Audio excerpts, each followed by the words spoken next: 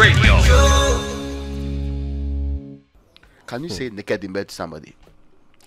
In the workplace, Yes. probably not a good idea.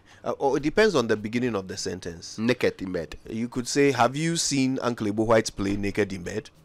That is okay. That's okay. But- Okay, so that's a woman. That's be the difference. Yeah. All right, listen, this conversation is important. It's important because it's almost never had. It's one of those things that everybody seems to think they know the rules, and so they go about it however they feel comfortable. But you might be inadvertently creating a victim by not being sensitive to the implications of the things you do and say to your work colleagues. Okay, that's why this conversation is important. And I mean, look, it was inspired by what happened with the FA boss, but I mean, look around you, so many examples. Yeah.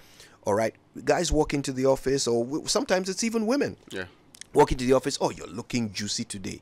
Wow, you know, your wife is really enjoying, or you know, your husband has who they eat. That expression is just so it like I throw up a little bit in my mouth when people And say I actually see that a lot also social media too. that. Yeah, Yeah, the parts. the And- comments under people's Yeah, you know and pictures and all that.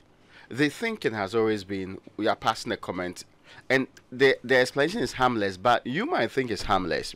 You think about it this way, Kojo. You say something to somebody who is you are superior to the person. The person's first reaction will be, well, if I say, don't you ever say that to me again, he will get angry. Your boss getting angry means that you might be victimized in the office. So you do the calculation. Well, it's a comment. Then it graduates to something else because he also feels it's comfortable, so he's established some premise for future engagement because nothing was said previously, and people even react to it. So he might put up a smile or a facial expression, not an outright rejection of it, but some playful response to it. Then it generates into something different. It moves from just saying something to now a physical touch of sort because he feels he has crossed one boundary. So you are in a terrain that's okay. Yeah. Now you think about it graduating to different levels too. By the time you would know that you are in trouble, and imagine having a worker who dreads coming to the office because every single encounter with the boss or somebody close by will be one of harassment. Yeah. And the reaction from those around you, oh, they did touch you at this part and not at this part rather. But that's supposed to be normal. That's okay. But you two are complaining to. Can't you take a compliment? Yeah. And yeah. even how institutions deal with this. Some institutions are so backward that even the people who are within the institution who are supposed to call people to order are actively participating in it. So it's almost like you have reported to an HR officer or somebody who's supposed to say that, no, listen, you cannot ever do this. He too meets the girl at Charlie. The girl say you have done something wrong. Exactly. You know, blowing the whistle on the whistle. Can you believe that? Yeah. Look, I'm sure there are lots and lots of HR professionals listening in today, so this will be helpful for all of us. Dr. Angela Dwamena-Aboagye is Executive Director of the ARC Foundation. She's on the phone with us alongside Martin Kpebu, prominent Ghanaian lawyer. I just have so much fun calling him that because I know he'll object. I think Martin has just joined us. Good morning, Martin. Yeah. Good morning, Kojo. Morning. Rookie lawyer here. So look, I mean, I'd love to start with you before I bring in Angela, because maybe we can set up some very simple, basic legal premise here. Look, at what point is this kind of interaction? At what point does it become harassment? How do we define harassment here? Okay, so Kojo, just like what Raymond, all of you have said, we all live in Ghana. We haven't developed our jurisprudence on harassment that much. The court cases, I've seen a few, okay, have been dealt with administratively and the rest. So we may not have too much by way of court decisions. But let's start with the Labor Act. So the Labor Act has the standard definition of sexual harassment. So I'm talking about Section 175.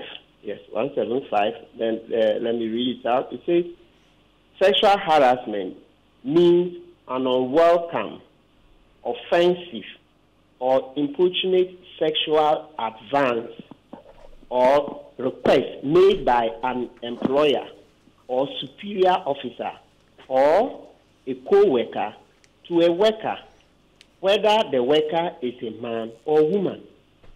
Right. So that is it. An unwelcome, importunate, offensive, or sexual request or advance. So it's unwelcome. That is main nature. So it means that there would have been signs that, look, I don't welcome this. So, you know, because of this definition, you read some of the literature. Canada, you know, Professor Tifa used to be in charge of human rights in British Columbia. So there were cases he did on sexual harassment. So I can quote part of his jurisprudence. Yeah. So you see this unwelcome thing. It means that practically there would have been something you would have done, then there would be feedback from the person that I don't appreciate this. Right. So you would necessarily have had a second comment, a repeated one. Because you see, the thing is unwelcome. How would you know it's unwelcome? You would have first tried.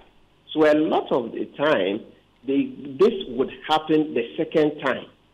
I'm not saying all the time, so I'm looking at some of the time. Because, let's say, to be practical, if we're to say that don't ever make any advance at all, then how will men woo women, or how will women woo men? You say, yes. So there is a bit of it that sometimes it's the second time, because you make passing guesses at the person, she rebuts them. So if you repeat, then you are in the realm of harassment. If you repeat, then you are in the realm of harassment. But a first time offense alone, as I said, would not always necessarily amount to one. So it's all about the circumstance. So one of the Atifa cases I read those days when, he gave me the cases that he adjudicated upon, it was the second time. The second time. So there was a first opportunity, or first advance. It was rebuffed. Then the guy did it the second time. I said no. So you would find. That's a very interesting legal perspective. I mean, it allows us now to bring it into practicality. And Dr. Angela, I think it's fascinating because, I mean, I think we will all agree that nobody ever wants to feel harassed. Not once, not twice, not ever. But, I'll let you take it from there. Hello. Yes, please go ahead. Please go ahead. Okay. So let me just say that, yes, the Labor Act has given us a definition, but you also pick your definitions from cases that have been adjudicated. For example, Ghana had the 1999 case of Mansa and Novo, Tete and Novo, in which SRAG went into details as to what constitutes sexual harassment and its impact on the victim and on the workplace and so on.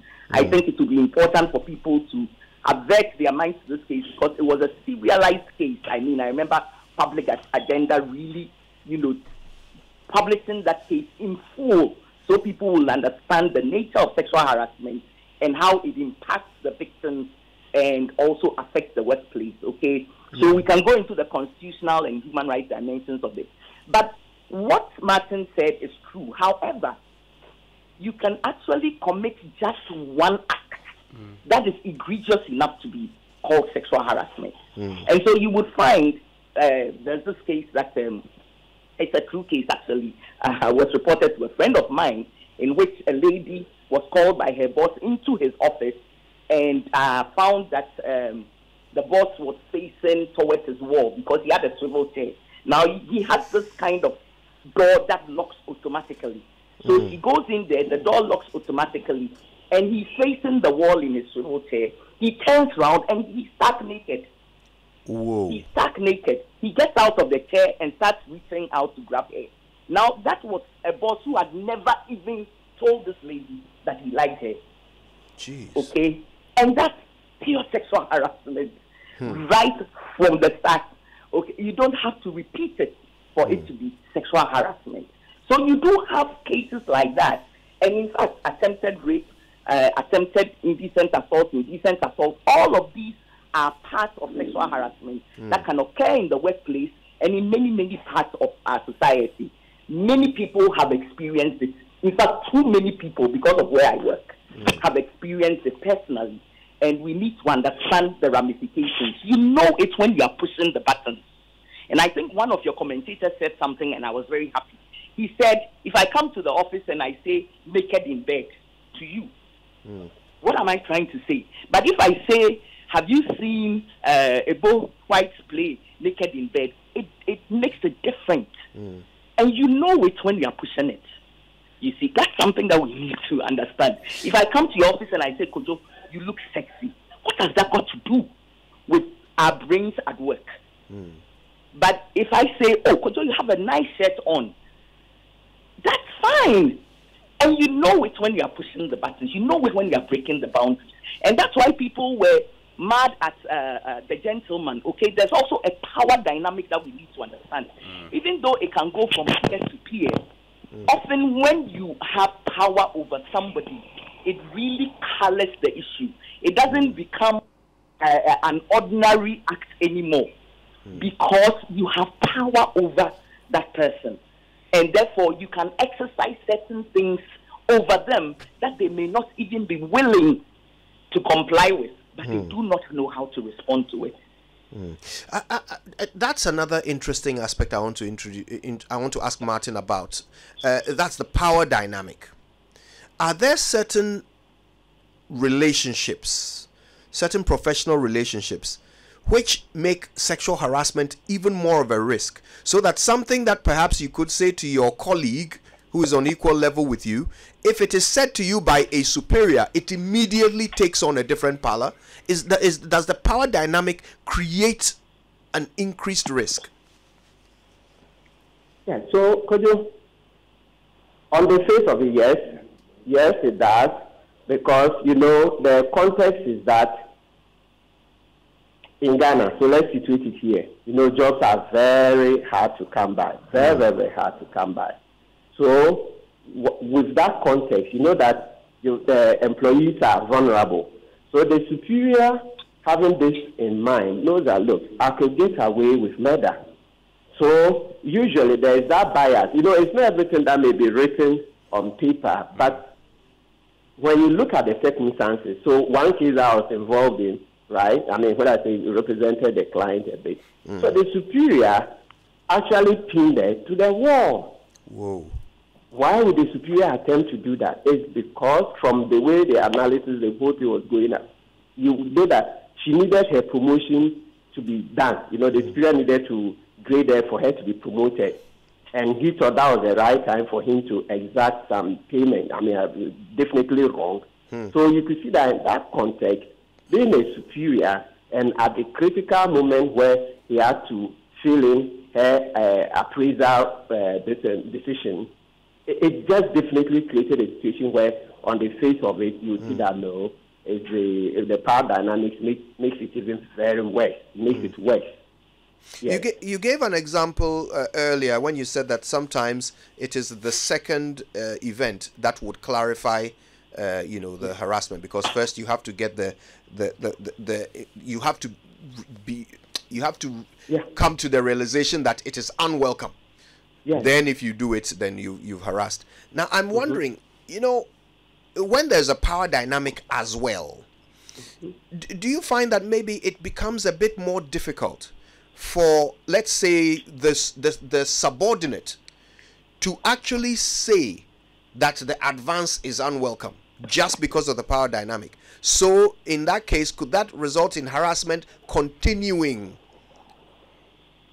without, you know, the harasser being told that what he's doing is unwelcome, he or she is doing is unwelcome? Yes. So you remember even the first time I spoke, I said not all the time, but based on the circumstances of each case. Because, you see, we can't run away from the fact that for people to date each other, it starts somewhere. So you must necessarily make a certain attempt. When it's rebuffed, it's not appreciated. That means stop, right? Yeah, so I appreciate, and you see what Angela mentioned, the example where even a first-time occurrence or a first-time activity can result in sexual harassment. Yes, that's the nature of the law. We can't, it's not one-size-fits-all answer. No, it all depends on the circumstances. So I'll go with you that yes, depending on certain circumstances, the first time can result in sexual harassment, especially in the case of this superior and the subordinate relationship. Right. But as we said, so you see that Angela mentioned one case. The rest that I have seen, the administrative cases. Look, and could you let me even tell, there's one that's pending. The last time we went for that hearing, it's over 3 months. A very big public institution. They are supposed to come out with their decision on it. Over 3 months, they are not coming out with it. A very egregious encounter. So, but that one, like I said, even in practice, it wasn't the first time that the lady had to report. It was after 3 attempts. Wow. I mean, 3 very unwelcome, importunate activities by the superior male officer before she reported. So it's fluid. It all depends on the circumstances. Yeah. Yes. And a lot of them actually go in the, even very practically attempted rape. Yes. So this one I think dealt with. It's practical attempted rape because the third time he actually tried to undress her. Yeah, it was very gory. Wow. So it's not a one-size-fits-all answer. It all depends on the circumstance of each one. So can you imagine, could you, a small comment, so let's say the first time, I like your case. Yes, it can be very unwelcome, but if a man were just to say in the workplace, just the first time, I like your case, you wouldn't necessarily go pam, pam, pam. Then the company finds that, you are liable on sexual harassment. It depends. So if there's a young lady unmarried and perhaps they seem to be getting on well a bit, so you see that you look at all the circumstances before you would just conclude that just a first time comment that I like your care should be sexual harassment. Dr. Angela, Yes. in all my research, I'm starting to pick up what, in my very subjective opinion, what I think is perhaps a bit of a skew against men when it comes to these sexual harassment provisions. You gave an example earlier. You said, look, if somebody says to you, you're looking sexy, that's obviously, completely out of place for a workplace conversation. But if somebody were to say, I like your shirt, that ought to be fine. When you said it, I started thinking to myself, if I walked up to a work colleague and said, I like your blouse, in fact, even saying it now in my head, I feel a little bit uncomfortable. Because it seems as if there are certain things that are quite fine when they are directed at men, but if you say them to a woman, you are never quite sure whether you're crossing a boundary or not. Do you see that? That I want to call it bias. I can't think of a better word. Well, we find it funny when NDC and MPP are trying to equalize. It's also very interesting when the world pretends that women are not found in certain places. That makes it more difficult for them to rise or fight back and so on. And that's why you are perceiving that bias. But you would realize that any time people are fighting for whether legislation, policy, or whatever, we make it in such a way that both men and women would benefit largely, especially in Ghana. Even though women will probably talk about this and work on it, in the end, there's a certain certainty that we want both men and women to benefit from, because nobody likes to be sexually harassed. Okay? And yes, because, you're feeling a bit uncomfortable because we are coming from a place where women have felt uncomfortable for a long time over many, many things. They are now finding their voices, and you see, then the extremists also come in. And so it colors the conversation. But we must admit, okay, that when a man says to a woman, I like your blouse, sometimes they are speaking not only from the position of being male, but also a male privilege. Okay? There's almost like there's something behind it. We hope that is not so. But that is the way in which people have found themselves being caught in these things. If a woman says, I like your shirt, I'm not saying don't think there isn't anything behind it. But the likelihood that she would be able to use her brawn to overpower you is much less than yours. So we can't run away from some of these things that seem a bit political, that seem a bit like, oh, there's a bias, and so on. There is a history to it. We need to understand it.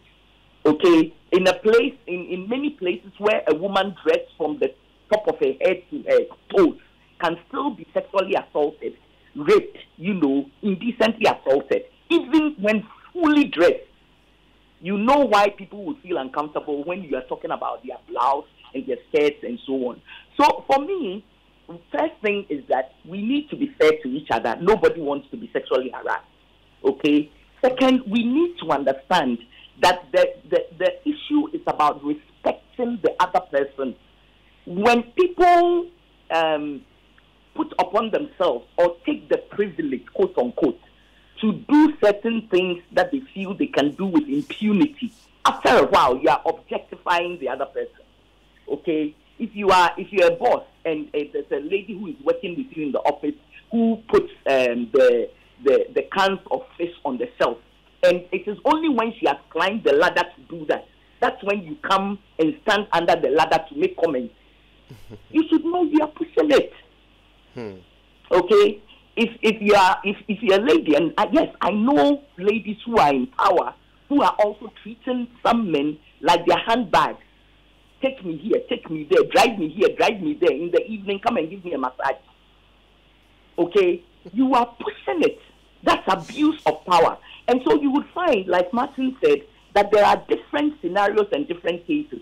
And they are not all put in the same basket when legal standards are being applied. In some legal standards, the judge will ask or the inquirer will ask a simple question. Would you say that to your secretary if your spouse was standing there? I've read that as a legal standard. Okay? Or is the person you're doing that to equally participating in what you're doing freely and without any pressure? That's another legal standard. Okay? So there are different legal standards that are used in inquiries to let you understand that what you did could not have been right. Okay? And you would also have to come up and say, oh, I didn't intend to all this. But you see, in sexual harassment jurisprudence, intention does not matter. It is the one who is beholding it, the one who is feeling it, who is considered a little more. And that's why we all need to begin to be more respectful of each other's spaces. It doesn't mean don't be unfriendly. It doesn't mean don't go asking somebody to go out. It is the persistent worrying, asking for dates, and sending text messages, WhatsApp gifts. Interns have gone to a workplace to work, and the boss decides, I'm going to buy you breakfast every day. Next thing you know, it's like, don't sit in the bus with the workers. Come and sit in my car. These things are happening in Ghana. I have a niece who went to the National Service Secretariat to ask for her National Service posting. And the gentleman sitting at the reception said, you have to go out with me or I will show you where you are being posted. And if you refuse, I'll let them post you to a place you would never think you would go. That's the kind of impunity we are facing in this society. And so sometimes it seems to be a bit of a joke, but it's not really. Yeah. Let me put some of the arguments that people bring up whenever this conversation is raised, and then let's hear your responses as professionals. So one of the arguments is this: look, with the exception of companies that have a blanket policy against dating, with the exception of those companies, relationships do form in the workplace. Yeah. There are people who get married to people they work with. There are bosses who marry their subordinates, or lecturers who marry their students. It happens. Now, all of those relationships, once they get to the point of marriage or whatever, they are legitimized. But they started somewhere. They started with somebody approaching somebody. Absolutely. So if we are saying that these approaches are likely to lead to harassment, so they should be discouraged, then are we being fair to those who might have a genuine, attraction to someone they work with? Are we saying that, look, that should just never happen? Kojo, do you want me to speak to that? Yeah, sure. Why don't you start and I'll hear Martin so too. very quickly, you see, we first started by saying that unwanted, unwelcome, importunate, these are very important considerations when you're looking at a matter. Unwanted, unwelcome, not consenting to. They are very important considerations. Now, it is only where the power dynamic is there that the welcome thing is even interrogated. Where the person is so powerful or has power over you, and it is very likely you are not able to show that you don't welcome it, that it's unwanted because you are afraid. You are afraid for your job, you are afraid for your position, you are afraid.